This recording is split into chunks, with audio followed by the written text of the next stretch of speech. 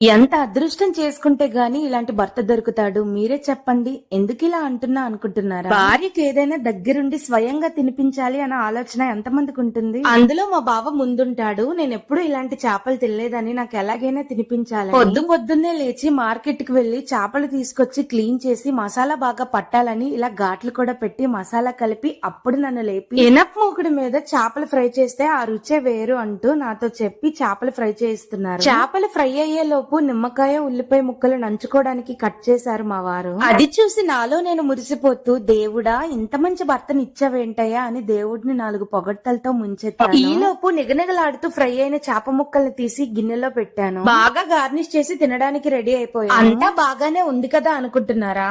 బొంగేం కాదు, మా బావకి చేపలు తినాలనిపించి పొద్దున్న వెళ్లి చేపలు తీసుకొచ్చి ఎంత అన్యాయం అంటే చేప ముక్కల్ని నాతో ఫ్రై చేయించి తనే మొత్తం తినేసి ఒకే ఒక చేప ముక్క నాకు ఫ్యూజులు ఎగిరిపోయాయి నాకు. అందుకే భర్తల్ని నమ్మకూడదు అంటారు. నేను పిచ్చి మొక్కం దాన్ని. ఇప్పుడు నన్ను ఏం చేయమంటారు? మంచి ఐడియా ఇవ్వండి, మా బావకి తిక్క కుదిరిపోవాలి.